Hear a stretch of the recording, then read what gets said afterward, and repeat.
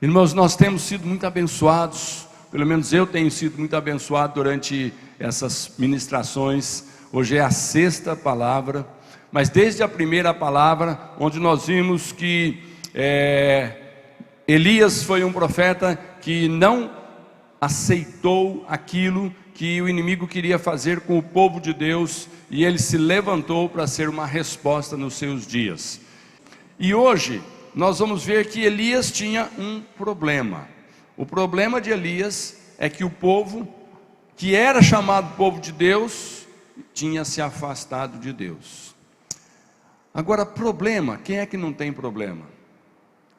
Deixa eu dizer uma coisa: quando nós passamos por algum momento na nossa vida, onde parece que não existe problema, está tudo andando conforme, está tudo dando certinho, irmãos, são tempos perigosos, porque são tempos em que a gente para de vigiar, para de orar, em que a gente para de confiar no Senhor, porque nós não estamos sendo atacados, está tudo dando certo. Então, esse período de aparente paz, de bonança, em muitos momentos é perigoso, porque quando nós estamos sendo atacados, nós estamos na presença de Deus, e na presença de Deus, o inimigo sabe que ali tem um limite, ele não tem coragem de chegar na vida daquele que está na presença de Deus, porque o Senhor o protege, a bênção do Senhor está sobre a sua vida.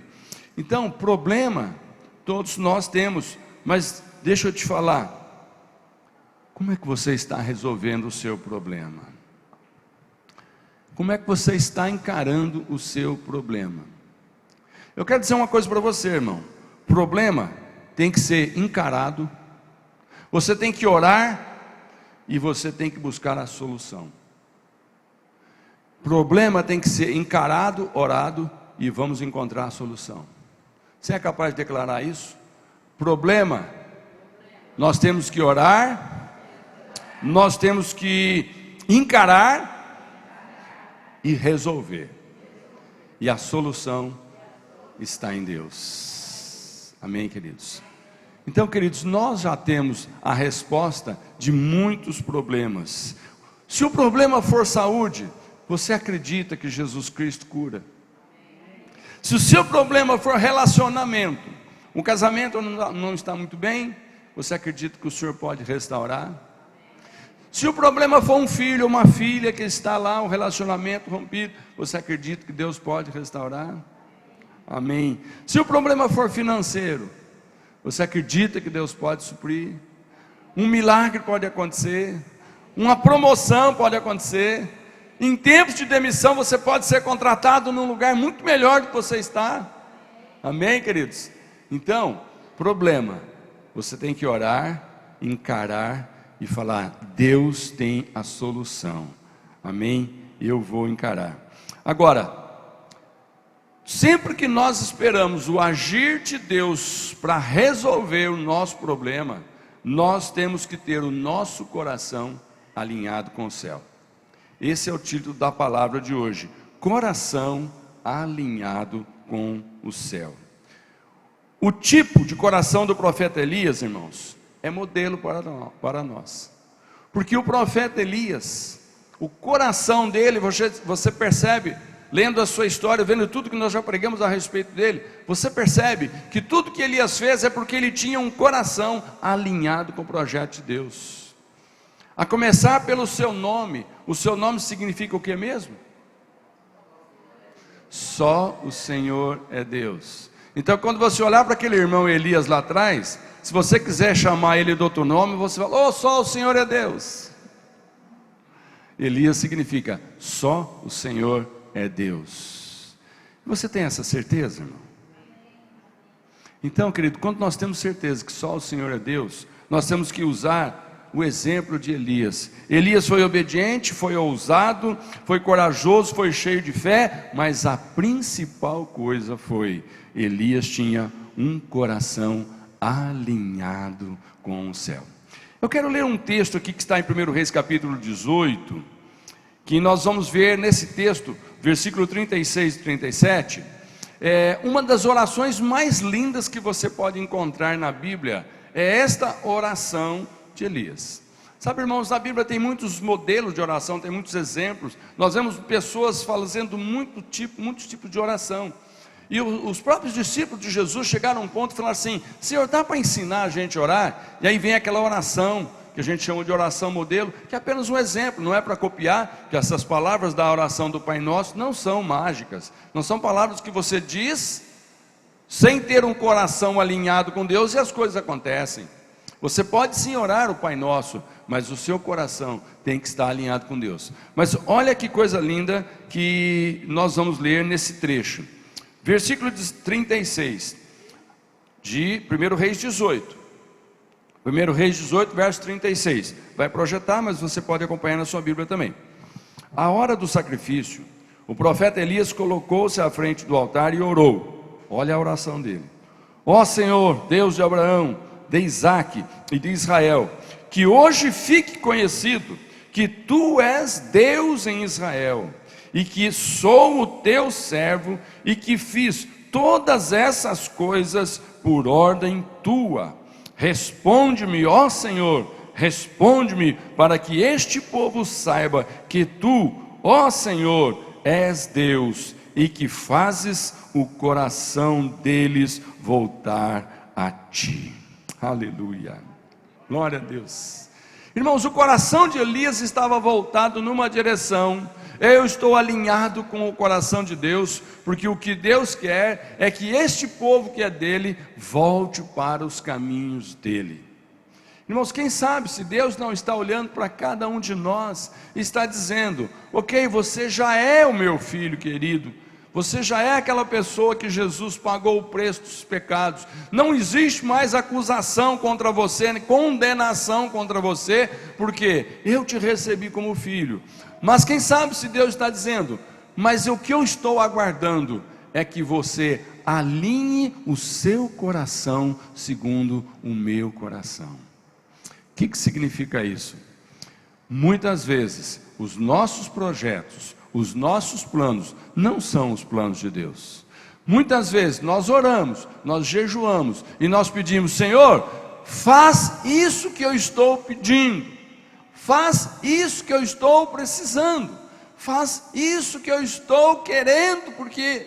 E aí a gente dá os nossos motivos. Você acha que Deus atende essa oração? Atende, queridos.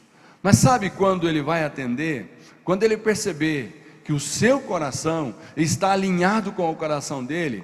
Você não vai marcar uma maneira dele fazer do seu jeito, você vai aguardar do jeito dele. Você não vai marcar um tempo para fazer que você determinou, até tal tempo e depois não espero mais. Não, você tem plena certeza, segurança, fé e confiança que Deus vai ouvir sim, mas você vai começar a cada dia mais colocar o seu coração alinhado com a vontade de Deus. Mas para isso, irmãos, é preciso ter certeza, é preciso saber o que fazer. E vai projetar uma frase que diz o seguinte: trabalhe como se tudo dependesse de você, ore como se tudo dependesse de Deus. Ou seja, faça a sua parte como se ninguém fosse fazer, é você. Mas tenha certeza que você será apenas aquele que Deus vai usar para fazer a obra, o milagre acontecer. Ore dizendo: Senhor, eu estou disposto a fazer o que eu posso, mas eu sei que quem vai fazer é o Senhor. Amém, queridos? Você acredita que aquilo que Deus já fez no passado, Ele pode fazer de novo? Irmãos, nós temos que ter uma fé suficiente para crer que hoje o que vai acontecer é exatamente o que já aconteceu, porque nós cremos que Deus é o mesmo ontem, hoje e vai ser sempre igual. Se houve um momento em que o povo passou por problemas, Deus resolveu. O povo entrou em dificuldades, Deus tirou. Sabe, irmãos, hoje se nós somos os personagens para ver a glória de Deus manifestar, significa que vai precisar eu e você entrar em situações de aperto, em situações de dificuldade, em situações de sofrimento, em situações de não saber o que fazer, em situações de se prostrar chorando aos pés do Senhor, e o milagre vai acontecer. Diga: eu sou o personagem de hoje, porque eu sou a resposta para essa geração. Aleluia, aleluia. Nós temos que crer que nós não fomos salvos só para não ir para o inferno. Nós temos que crer que nós somos salvos para fazer diferença nos dias de hoje. É gostoso olhar para a geração que passou e ver a firmeza dos homens de Deus do passado, que até morreram, mas ficaram firmes e o evangelho chegou até nós. Só que hoje nós temos filhos, nós temos netos, que estão esperando que a gente passe pelas lutas e vença, passe pelas dificuldades e tenha a vitória na mão. Quando nós estamos passando pela dificuldade, muitas vezes nós mesmos ficamos desesperados, mas é nessa hora que a experiência que nós já temos de ter andado com Deus, nós temos que continuar crendo um pouco mais, alinhando o nosso coração para que a glória do Senhor se manifeste. Então, irmãos, para viver com o seu coração alinhado ao céu, vou apresentar aqui bem rapidamente alguns passos. O primeiro passo para viver com o seu coração alinhado ao céu: viva uma fé estável e não oscilante. O que vai projetar o versículo 21 diz assim: Elias dirigiu-se ao povo e disse: até quando vocês vão oscilar entre duas opiniões? Se o Senhor é Deus, sigam-no, mas se Baal é Deus, sigam-no. O povo, porém, nada respondeu. Sabe, irmãos, Elias cobrou uma posição do povo: ou Deus ou Baal. E tem muitos momentos que nós precisamos cobrar uma posição nossa. Tem muitos momentos em que nós ficamos naquela, politicamente correto. Nem muito sofre, nem muito goza, mas está bom, não mexe nisso, deixa quieto. Não estou ganhando muito, mas também não estou perdendo muito. Estamos ali no mediano. Outro dia eu falei: em cima do muro já é um lugar, já é uma escolha, não é? Qual é a escolha de quem está em cima do muro? Muro de quem é? O muro já é do diabo. Então aquela historinha: quem está em cima do muro, o diabo não ataca. E se alguém falar: escuta, mas se o cara pular para o lado de Jesus, for bom, pode ser, mas enquanto ele está em cima do muro, o muro é meu. Então, queridos, tem certos momentos que nós temos que tomar posição. Elias olhou para aquele povo e falou: olha, já fazem anos que vocês estão em dúvida se Deus é verdadeiro, porque vocês estão confusos com o que esse Baal está falando. Sabe, irmãos, o rei Acabe, com a sua esposa, implantou a idolatria, trouxe um Deus falso, Baal, com a promessa de que esse Deus abençoaria as plantações, as colheitas. Esse Deus Baal é que traria a paz, traria a prosperidade, traria o sucesso. Irmãos, nós vivemos dias em que de repente no mundo está se querendo tirar Deus, porque muitos alegam que essa questão de fé religiosa tem atrapalhado as pessoas. Eu sou de uma geração, eu tive um empregador, um patrão, na minha adolescência, que muitas vezes eu tinha que dizer para ele que eu tinha que sair um pouco mais cedo, porque eu tinha um compromisso com a igreja. E ele me respondia assim: primeiro a obrigação, depois a devoção. Primeiro a obrigação, depois a devoção. E sabe, irmãos, o triste é quando até hoje, nós que dizemos ter Jesus, também usamos o mesmo princípio. Primeiro eu vou comparecer com a minha obrigação do meu emprego, do meu patrão, dos meus compromissos. Depois, se eu estiver disposto, domingo eu vou no culto. Depois, se eu estiver disposto, se sobrar um dinheirinho, eu entrego o dízimo do Senhor. Depois, se der tudo certo, se eu não estiver cansado, se eu não... Irmãos, primeiro o Senhor, o resto Ele acrescenta. Foi impactante quando Jesus chega e diz: primeiro busca o reino dos céus.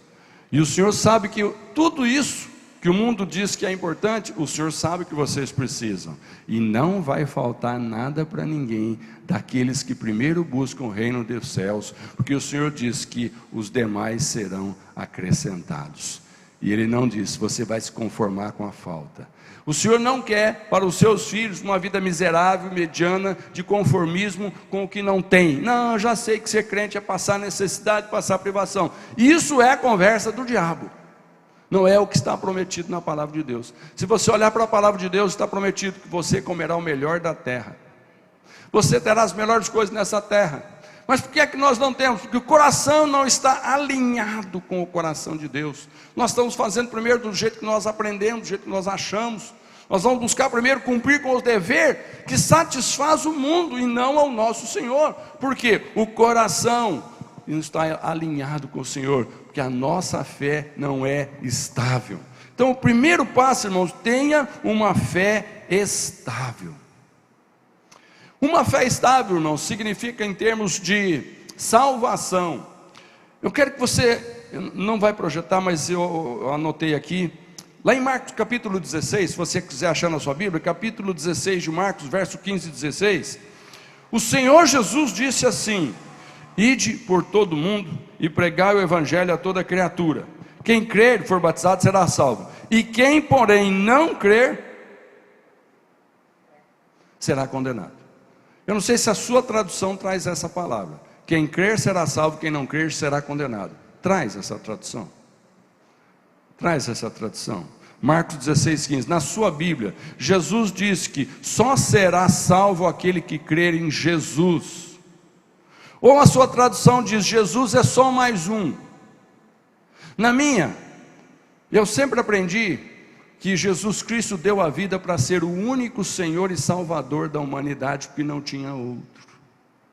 Mas muitas vezes, a fé instável acaba acreditando que aquela pessoa que não aceitou a Jesus, mas que ele é extremamente caridoso, bondoso, religioso, exemplo de marido, de esposa, exemplo de funcionário, de patrão, não é possível que esse sujeito no dia que morrer não vá para o céu.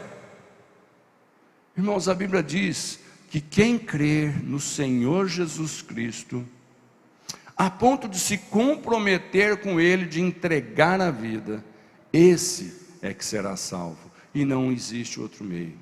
Então, enquanto nossa fé não for estabilizada de que só Jesus Cristo salva, nós vamos olhar para as pessoas boas que estão conosco, não vamos dar bola, e ela vai morrer, ela não vai para o céu, e um dia nós vamos dizer: Senhor, me perdoa, mas eu não achei que a coisa era tão séria. Então, querido, coração alinhado com o Senhor. Primeira coisa, fé estável. Cuidado para não ter uma grande fé no Deus errado. Presta atenção nessa frase. Cuidado para não ter uma grande fé no Deus errado. Tem pessoas que são maravilhosamente exemplo religioso, de pessoas que cumprem o dever, guardam mandamentos, são exemplo, não tem o que você criticá-lo. Ele tem uma grande fé, por isso que ele faz um grande sacrifício, ele tem um grande empenho, mas se for no Deus errado, não serve para nada.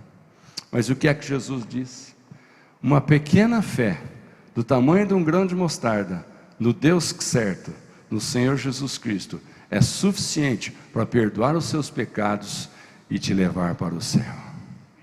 Amém? Está entendendo, irmão? Então, uma grande fé no Deus errado não serve para nada, mas uma pequena fé no Senhor Jesus Cristo decide a questão. Então esse é o primeiro ponto, a questão da fé estável. Segundo passo, permaneça firme diante das influências sociais negativas. Influências sociais é um problema sério. Nos dias de Elias já era um problema sério, porque não é possível aqueles 450 profetas de Baal, mais outros 400 profetas da deusa Azerá. Não é possível esses 800 sacerdotes ministrantes de fé naquele povo, que eles tivessem errado, e só Elias estivesse certo. Não é isso que muitas vezes a gente pensa, irmãos? Não é possível, a grande maioria que professa uma religião, não é possível esse povo todo se morrer e ir para o inferno, e só nós, esse punhadinho aqui. Não é possível eles estarem todos errados e só nós certo. Irmãos, não é questão de estar certo ou errado, é questão de ter fé ou não ter fé no Deus certo. É questão de que Deus, quando mandou Jesus Cristo, Ele abriu mão do único filho que Ele tinha, o único que se prontificou a nascer como homem, viver como homem, foi castigado, humilhado pelo homem, mas Ele entregou a vida, porque Deus tinha um projeto de que toda a humanidade que Deus criou, tinha que voltar para Ele, mas precisava de uma oportunidade. Então Jesus Cristo é o único nome, debaixo do céu e em cima na terra, que nós podemos adorar, nós podemos cultuar, nós podemos confiar, nós podemos orar, nós podemos jejuar, nós podemos ministrar, nós podemos gastar o nosso tempo, nós podemos investir a nossa vida. Jesus vale a pena. Fala para o irmão do lado: Jesus vale a pena.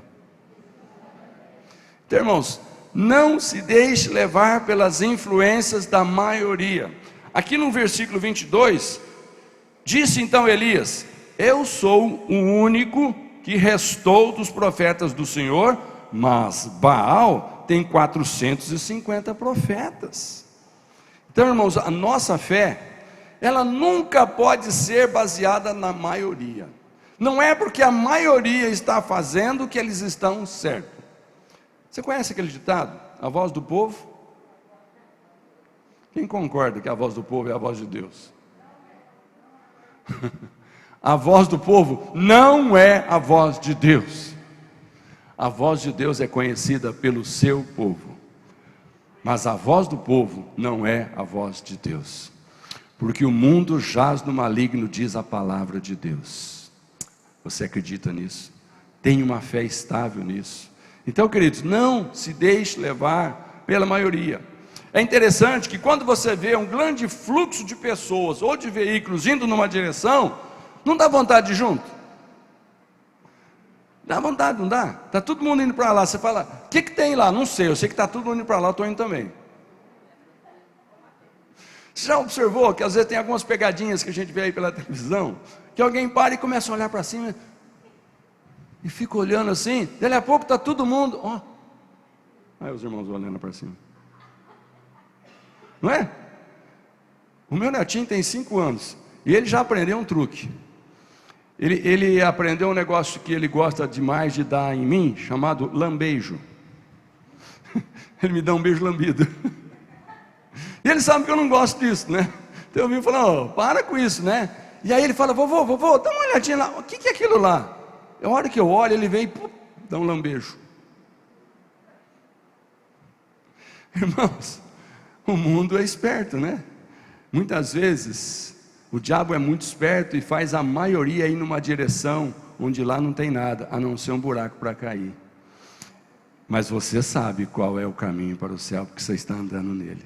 Amém, irmãos? Glória a Deus. Então, a segunda coisa: permaneça firme diante das influências, não se deixe influenciar. Terceira coisa: faça a prova de fé com o Senhor. Versículo 23, 24, Elias disse assim: olha só, tragam 2 novilhos, escolham eles um, e cortem-no em pedaços e o ponham sobre a lenha, mas não acendam fogo. Eu prepararei o outro novilho e o colocarei sobre a lenha, e também não acenderei fogo nela. Então vocês invocarão o nome do seu Deus, e eu invocarei o nome do Senhor. O Deus que responder por meio do fogo, esse é Deus. Então todo o povo disse: o que você disse é bom. Realmente, vamos fazer prova de Deus. Não, você já fez prova de Deus? Você tem coragem de colocar Deus à prova? Você acha certo fazer prova de Deus? É ou não é? Não responda sem antes ver o que a palavra de Deus diz, ok? O salmista no Salmo 34, verso 8, olha o que ele diz: provem e vejam como o Senhor é bom, como é feliz o homem que nele se refugia. Irmãos, Elias tinha tanta fé no Senhor que ele resolveu fazer uma prova. Não tinha outro jeito. Sabe, Elias fez tudo o que tinha que fazer, e muito bem feito. Ele foi, na primeira vez, falar com o rei, e disse: você está errado, e por causa do teu erro, eu vou declarar que não vai chover mais, enquanto a gente não se encontrar de novo. E por mais de 3 anos não choveu mais, ok? Então, de repente, Elias volta lá, e fala o seguinte: nós vamos fazer mais um teste com esse meu Deus. Vocês confiam tanto no seu Baal, eu confio no meu Senhor. Então nós vamos fazer esse teste. Nós vamos colocar 2, escolhe aí 2 novilhos cada um. Escolhe esse ou aquele, ok? Prepara o seu novilho aí, mas não põe fogo. Vamos ver. O Deus que do céu mandar fogo, sem ninguém tocar fogo, esse é Deus, concorda? Todo mundo falou: isso é verdade. Por quê? 3 anos de seca, ninguém sabia mais o que fazer para pedir para o Baal mandar chuva, e não vinha, porque o Deus da chuva é o Senhor nosso Deus. E Elias sabia disso, e Elias tinha tanta certeza que só o Senhor é Deus, que o nome dele era esse, e a pregação dele era essa, que ele disse: eu tenho tanta certeza que eu estou certo, que o meu Deus é o Senhor, que eu vou fazer prova dele. Provai e vede como o Senhor é bom. Só que, irmãos, a prova que nós colocamos para Deus não é a prova segundo o nosso capricho, não é a prova segundo o que nós achamos que deve ser resposta. Não, eu vou pôr a Deus à prova. Se eu chegar em casa e tiver isso ou tiver aquilo, não, vou pôr Deus à prova. Se até tal dia alguém ligar ou não ligar, se até tal dia eu vender ou não vender, se até tal prazo eu arrumar um namorado ou não arrumar, epa, não é essa a prova, não é isso, não é isso. Não coloque Deus contra a parede segundo o seu coração. Coloca Deus à prova segundo o que Ele disse que fará por você. Ele fará outra vez. Coloca Deus à prova segundo as Escrituras têm mostrado que Deus já fez. Ele fará outra vez. Não é isso que nós cantamos? Ele fará outra vez. Mas coloca o Senhor à prova. Então, queridos, faça a prova.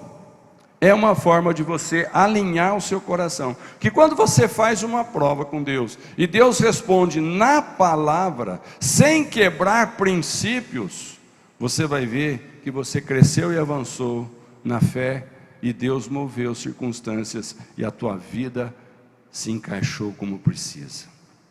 Amém?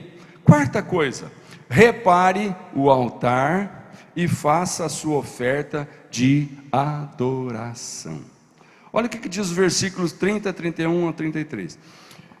Então Elias disse a todo o povo: aproximem-se de mim. O povo aproximou-se, e Elias reparou o altar do Senhor, que estava em ruínas. Antes de continuar a ler, eu quero que você faça uma pausa nesse ponto do versículo. Elias reparou o altar do Senhor, que estava em ruínas. Mas primeiro ele diz: aproximem-se de mim. Você viu que domingo passado eu passei aqui um trechinho mostrando Elias fazendo aquele desafio. E uma das coisas que ficou bem claro ali no filminho é que antes de Deus mandar o fogo, antes de Elias cortar o novilho, ele primeiro fez o quê? Restaurou o altar. O altar de Deus na vida daquele povo que por anos estava adorando a Baal já não existia mais. O altar de Deus era composto das 12 pedras, simbolizando as 12 tribos de Israel. Cada pedra simbolizava uma das tribos que Deus tinha feito promessas. Só que o povo se esqueceu, o povo abandonou, o povo desistiu, o povo não ia mais sobre aquele altar do sacrifício oferecer para Deus. O povo agora esqueceu, estavam lá nos altares de Baal. E agora ali nos altares de Baal, um dia inteiro, os seus sacerdotes pedindo e Baal não respondia. E Elias sabia que não ia responder, tanto é que ele até começa com gozação, com brincadeira. Eu estava lendo uma versão que Elias dizia o seguinte: olha, grita mais alto porque eu acho que o seu Deus foi no banheiro. Eu não sei se você tem essa versão também. Tem assim? Eu achei legal. Falei, olha, isso é o extremo da gozação, né? Isso é realmente ter convicção de que só o Senhor é Deus. Olha, o seu Deus não está respondendo porque ele deve estar no banheiro. Eita Deus, né?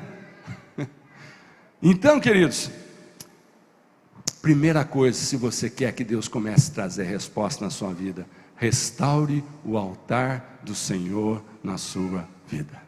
Vai colocar Deus à prova? Ótimo, mas primeiro restaura o altar da adoração. O que significa isso, irmãos? Aproxima-se de Deus. Começa a buscar no Senhor algumas coisas que você tem feito, mas Deus não se agrada. Algumas decisões que você já tomou, mas Deus disse, não fui eu que mandei. Arrepende, para com isso, muda de atitude e volta para o Senhor. Irmãos, o mundo tenta e muitas vezes consegue destruir o altar da adoração na nossa vida, quando nos torna muito céticos. Você não acredita que é verdade o que Deus vai fazer. Quando, irmãos, chega-se ao ponto de igrejas tidas como igrejas evangélicas pregarem que o mover do Espírito Santo foi só para os dias dos apóstolos. Sabe aquele mover de línguas estranhas, que fez com que todas as pessoas que estavam ali naquela Jerusalém naqueles dias por causa da festa, ficassem impactados de ver que aqueles homens simples estavam falando de Jesus Cristo, um nome proibido naqueles dias, e cada um estava falando na sua própria língua. Aliás, os que estavam falando não sabiam o que estavam falando numa língua estranha, mas os ouvintes, que eram das diversas nacionalidades, cada um estava ouvindo a mesma mensagem de Jesus na sua própria língua. Isso impactou, porque todo mundo falou assim, gente, mas são galileus, são homens simples, são pescadores, são pessoas sem estudo, esses caras nunca saíram daqui, como é que eles estão falando na minha língua que moram tão distante? Esses caras nunca estudaram, como é que eles sabem essa língua que eles estão falando tão claramente? Como é que você explica isso? Milagre de Deus.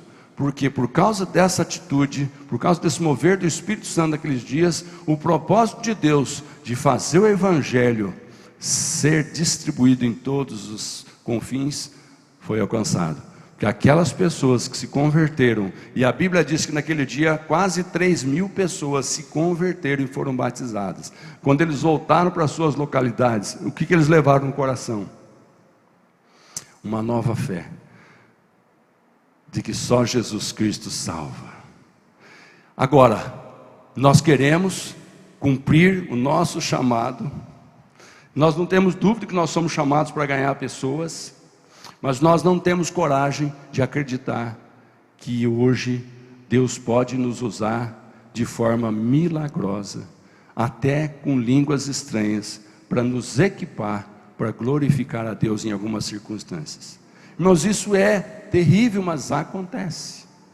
Tem muitos que se dizem de Jesus que são vítimas dessa fé errada, da maneira errada, e é por isso que não estão com o coração alinhado com o céu. Então, queridos, alinhe o seu coração, restaure o seu altar, comece a acreditar que o mesmo Espírito daqueles dias fará outra vez.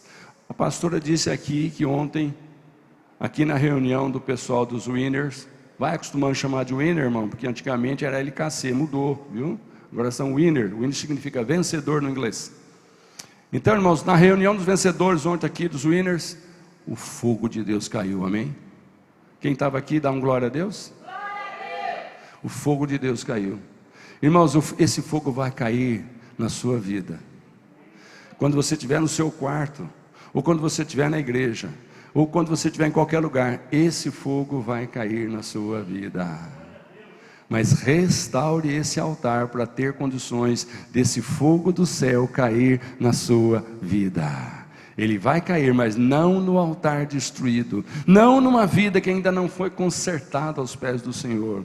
Você é do Senhor, não tem dúvida, mas se você não quer ver o mover de Deus com o fogo do céu agindo, restaure o altar da adoração na sua vida.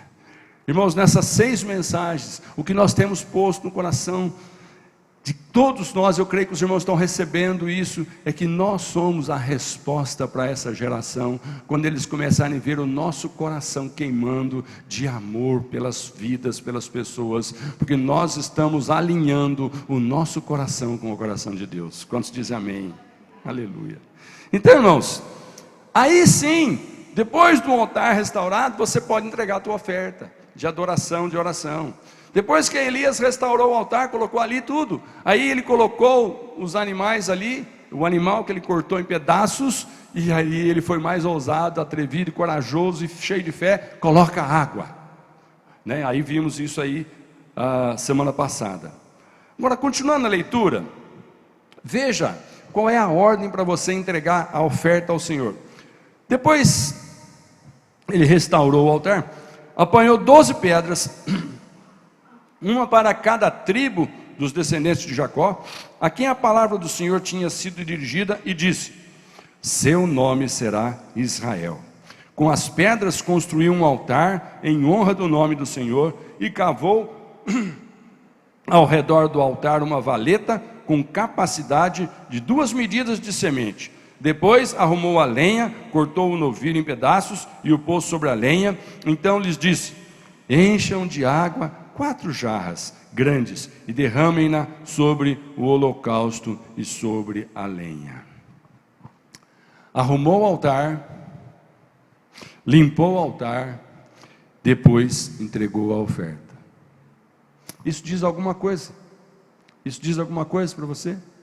Arrumou o altar, limpou o altar, depois entregou a oferta. Irmãos, eu achei maravilhoso a sintonia do Espírito, que a irmã Gabriela veio aqui falar sobre oferta, e ela citou aquilo que a palavra de Deus diz, que se o nosso coração não está bem com Deus e com o nosso irmão, o próprio Senhor Jesus disse: deixa ali no altar a tua oferta, conserta e depois vem entrega, aí Deus recebe.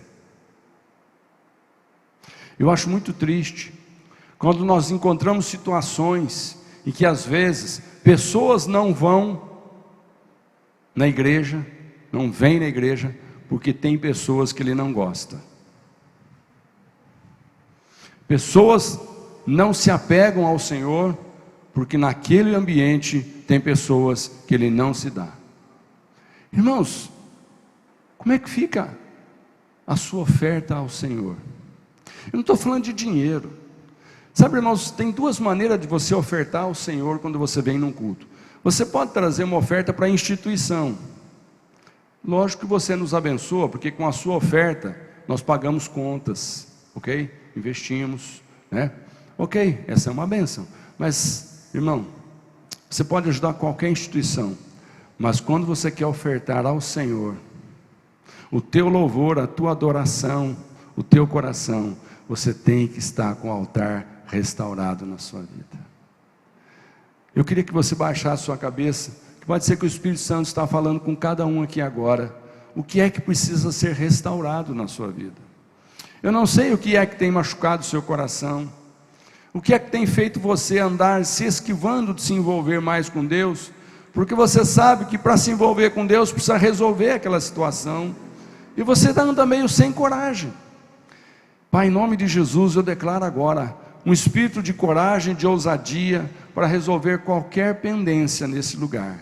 Deus, se qualquer um dos teus filhos que está neste ambiente tiver alguma dificuldade na restauração do altar, para que o Senhor os transforme, para que o Senhor coloque o fogo do céu neles, Pai, em nome de Jesus, que hoje seja uma noite de decisão, de restaurar o altar do Senhor, para que nós possamos oferecer o nosso coração alinhado com o seu coração para a tua glória, em nome de Jesus. Amém, queridos? Então essa é a quarta condição, restaure o altar. Nós temos a quinta é, clame com fé ao Senhor. Versículo 36 e 37 diz assim: a hora do sacrifício, o profeta Elias colocou-se à frente e orou: ó Senhor, Deus de Abraão, de Isaque e de Israel, que hoje fique conhecido que Tu és Deus em Israel, e que sou o Teu servo, e que fiz todas essas coisas por ordem Tua. Responde-me, ó Senhor, responde-me, para que este povo saiba que Tu, ó Senhor, és Deus, e que fazes o coração deles voltar para Ti. A quem que Elias direciona a oração? Ao Senhor. Ó Deus, é a Ti que eu oro, é ao Senhor que eu concentro toda a minha atenção agora. Irmãos, no momento que você está restaurando o altar do Senhor, para que o fogo do Senhor venha na sua vida, não é hora de buscar méritos pessoais, não é hora de apresentar a tua folha de serviço ao Senhor, é hora de dizer: Senhor, eu sei quem Tu és, eu sei o que o Senhor pode, o que o Senhor já fez, o que o Senhor fará outra vez, é no Teu nome que eu vou mover neste momento para a Tua glória. Amém, queridos? Então tem momentos que nós vamos precisar clamar àquele que ouve e responde. Então, irmãos, Elias, quando ele vai clamar, ele fala: eu estou clamando pela resposta do Senhor para mandar fogo no céu e queimar essa oferta em nome do Deus de Abraão. Eu quero lembrar, Deus, que o Senhor tem uma aliança com Abraão. Qual era a aliança de Abraão, Deus com Abraão? Em ti serão benditas todas as famílias da terra. Qual é a aliança que Deus tem com você? Qual é a aliança que Deus tem com você? Qual é a aliança que Deus tem com você? Quando você abrir a sua boca e testemunhar dos grandes feitos do Senhor na tua vida, pessoas vão ver que você tem autoridade no que está falando, porque Deus fez com você, e eu quero que faça comigo. Amém, queridos? Deus tem uma aliança com todos aqueles que entregaram pela fé a sua vida a Jesus. Eu vos dou autoridade para expulsar demônio. Deus tem uma aliança. Eu vos dou autoridade para orar para os enfermos e eles serão curados.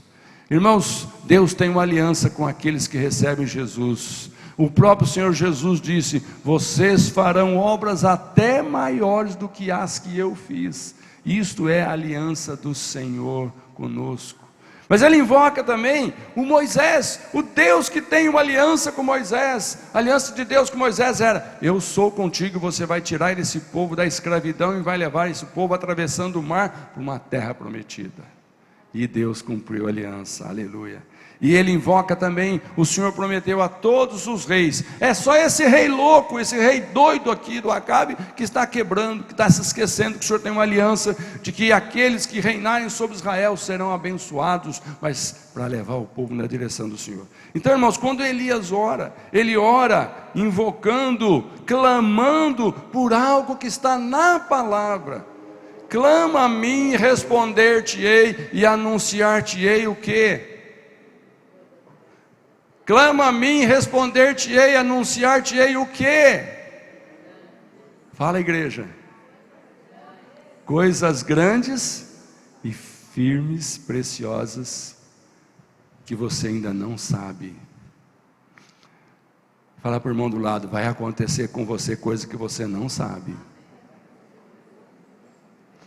Se você começar a clamar ao Senhor pela vida de pessoas que você quer ver aos pés de Jesus, vai acontecer com você coisas que você ainda não sabe, mas o poder de Deus vai agir através da sua vida, porque você é a resposta. Deus não vai mandar anjo no céu trazer a resposta do coração dos que estão clamando por salvação. Você é a resposta. Glória a Jesus. Mas nós temos, irmãos, a sexta coisa: celebre e glorifique ao Senhor pelos seus feitos. Versículo 38, 39. Então o fogo do Senhor caiu e queimou completamente o holocausto, a lenha, as pedras e o chão, e também secou totalmente a água na valeta. Quando o povo viu isso, todos caíram prostrados e gritaram: o Senhor é Deus, o Senhor é Deus. Aleluia! Irmãos, eu tenho que te dizer uma coisa importante: Deus vai fazer maravilhas na sua vida para você celebrar. Deus vai atender. Se você tiver com o coração alinhado com o Senhor, Deus vai fazer milagres na sua vida, para você ter o que celebrar, para você ter o que glorificar a Deus. Irmãos, nós não podemos ser aquele povo que nada acontece, nada motiva. Eu sou crente, mas você já viu um milagre? Não, nunca vi. Você acredita? Não sei, diz que tem. Não, querido, nós temos que ter história. Eu vi milagres. Eu vi milagres. Nós temos que ter história que você possa dizer: olha, o maior milagre está na minha vida. Você talvez não saiba quem eu já fui. Irmãos, e tem pessoas que já foi coisa tão feia, e tem pessoas que hoje o diabo só pode trazer na lembrança o passado, mais nada. Mas não importa o que o diabo diz sobre o que você já foi, o que importa é o que você é hoje. Não importa o que você já fez quando estava na mão, na supervisão de Satanás, que ele era o teu Senhor. O que importa é o que o Senhor está fazendo com você hoje. O que importa é o que Deus diz que vai fazer com você hoje, se você manter o seu coração alinhado com o céu. Aleluia, glória a Deus. Fala para o irmão: celebre e glorifique pelos feitos do Senhor na sua vida. Sétima: nunca despreze os conselhos das pessoas de Deus em sua vida. Aleluia. Nunca despreze o conselho de alguém que está buscando em Deus para te trazer uma palavra. Nunca despreze. É interessante que muitas vezes nós pedimos oração. Nós pedimos para o irmão que nós achamos que tem mais. Você quer mais assim lá com o homem? Pede por mim. Já me disseram isso. Ah, você é pastor? Então você é assim com o homem? Eu falei: sou. Pede lá para mim. Eu falei: posso pedir, só não sei se ele vai atender. Eu posso pedir, claro que eu vou pedir. Eu só não te garanto que ele vai atender. Mas por quê? Porque para ele atender, seu coração tem que estar alinhado com ele. Se não tiver, não vai adiantar nada. Porque eu não sou o dono da bênção, eu sou só o pidoncho. E eu peço porque o Senhor me mandou pedir. E eu vou pedir por você. Mas alinhe a sua vida, o seu coração, que você vai receber. Então, irmãos, muitas vezes a gente dá um conselho: olha, alinhe o seu coração. Está querendo que eu vire fanático religioso? Não, não é isso. Irmãos, eu nunca vou pregar para você ser um fanático religioso, porque eu não acredito em fanatismo religioso. Eu não acredito nas pessoas que fazem um grande esforço para pregar uma filosofia de uma denominação. Eu não acredito, irmãos, eu não acredito. Eu só acredito naquilo que a palavra de Deus diz, porque eu tenho respaldo, eu tenho exemplo, eu tenho modelo, eu tenho visto e eu tenho sentido na minha vida o que Deus tem feito comigo. Amém, queridos? Então, quando alguém chega e me traz uma palavra, eu vejo que é de Deus, eu recebo, eu agradeço, eu oro sobre ela, eu aguardo as coisas acontecerem. Então aqui, irmãos, versículo 41 a 45 diz que Elias disse para Acabe: olha o conselho: vá comer e beber, pois já ouço barulho de chuva pesada. Irmãos, 3 anos não chovia. Os profetas de Baal chamaram o dia inteiro por chuva e não aconteceu. Elias chamou e veio. O fogo veio. E aí é o seguinte: Elias falou: agora, Acabe, que você viu que só o Senhor é Deus, pode pegar o teu carro, sai daqui, porque vai cair uma chuva pesada. Então Acabe foi comer, foi beber, mas Elias subiu até o alto do Carmelo, dobrou-se até o chão, pôs o rosto entre os joelhos. Irmãos, tem sempre alguém perto de você para te trazer um conselho de Deus. Você acredita nisso? tem sempre alguém perto de você que pode trazer um conselho de Deus para você. Mas você precisa estar com o coração alinhado para distinguir se esse conselho é de Deus mesmo ou se é só um conselho humano para te causar um impacto para com aquela pessoa. Ande no que Deus diz, não no que pessoas dizem. Aí, continuando a leitura, Elias falou para o seu moço, seu ajudante: vá e olhe na direção do mar, disse ao seu servo. Ele foi e olhou, não há nada lá, disse ele. 7 vezes Elias mandou: volte para ver. Na 7ª vez, o servo disse: uma nuvem tão pequena quanto a mão de um homem está se levantando do mar. Então Elias disse: vá dizer a Acabe, prepare o seu carro e desça antes que a chuva o impeça. Quantas vezes o rapaz foi lá olhar? Na primeira vez, falou: Elias, o negócio está feio, Deus mandou fogo do céu, mas você disse que vai chover, e eu fui olhar, eu não vi nem sinal. Volta a segunda, não tem nada. Volta a terceira, não tem nada. Quarta, quinta, na 7ª, tem uma nuvenzinha assim, ó, tamanho da mão do homem. Então fala para Acabe que não vai dar tempo dele chegar no palácio, que a chuva vai pegar ele no caminho. Você tem essa coragem? Você tem essa coragem? Irmão, tem gente que ora e coloca ali, olha, 3 vezes, viu senhor? Eu vou insistir 3 vezes, na 4ª não tem mais. 7 vezes.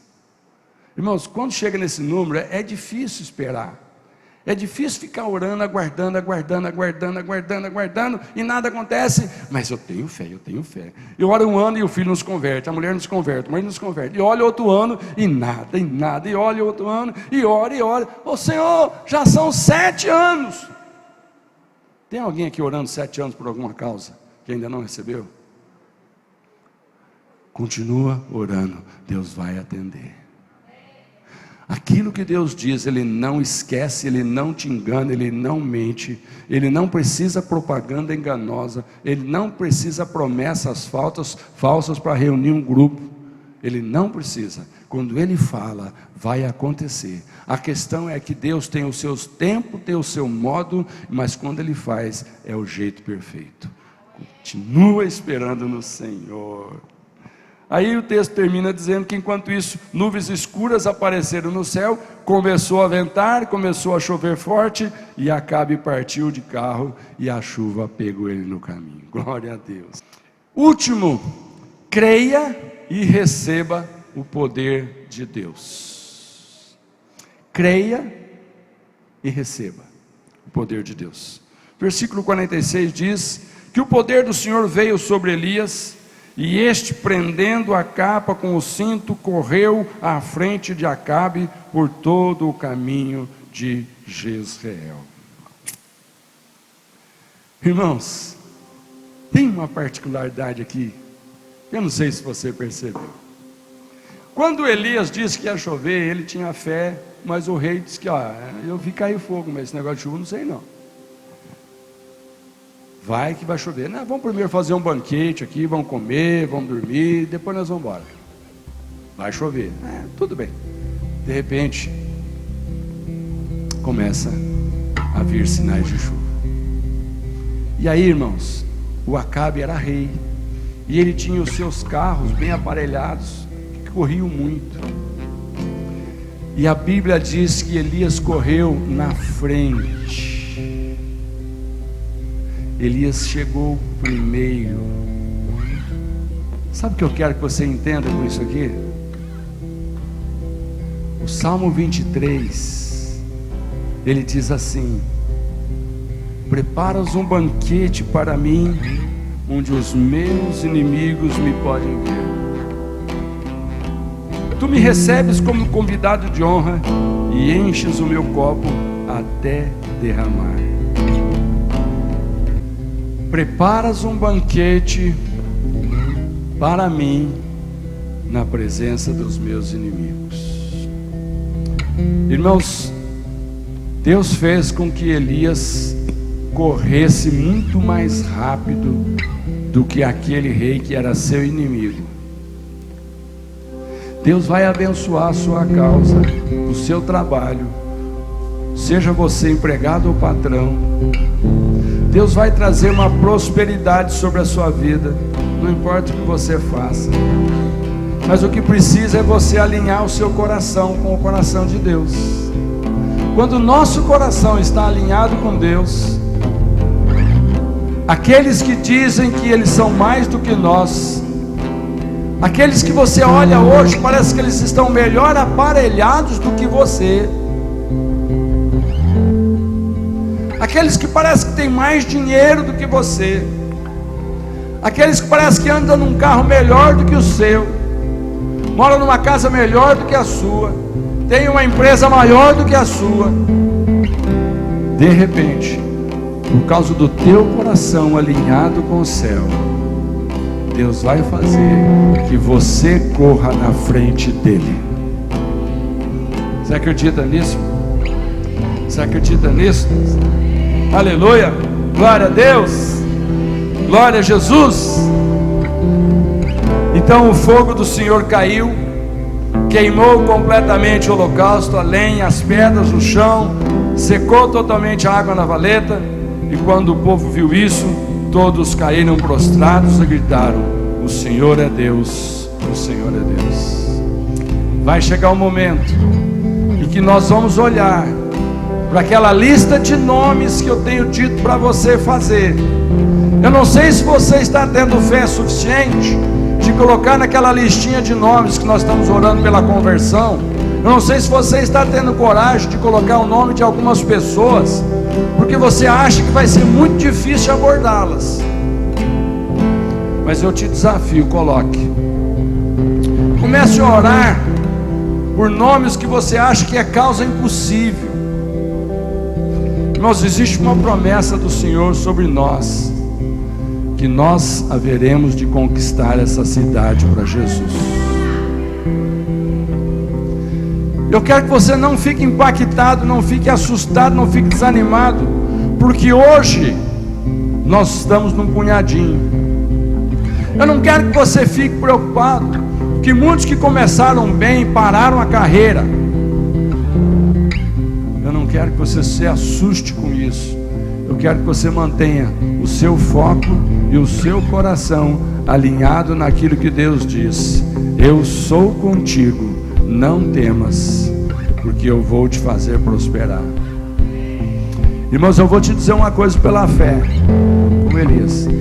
Nós vamos ter tanta gente frequentando os cultos, mas não serão só frequentadores, serão membros da nossa família. Porque a visão que Deus tem nos dado neste começo de ano é que igreja não é lugar de frequentar. Igreja é família onde as pessoas entram para a família, participam, lutam, sofrem, riem, mas não desiste da família. Família é aquilo que quando você cai, eles vão lá e te levantam. Famílias são aqueles que quando você fica doente, eles vão no teu leito e oram e te dão remédio, te dão comida e te dão esperança. Isso é família. Mas frequentadores, o dia que você não tiver mais recursos, eles vão frequentar outros lugares. Frequentadores vão para cinema, shoppings e terreiros. Frequentadores vão até para igrejas evangélicas. Tem muita igreja evangélica brigando por mais frequentadores. Mas nós estamos querendo saber onde estão aqueles que o Senhor vai nos entregar, que vão nascer na nossa família, já nasceram na nossa família. Desse nós vamos cuidar, eles vão crescer, eles vão prosperar, e nós veremos filhos dos filhos para a glória do Senhor. Amém, queridos?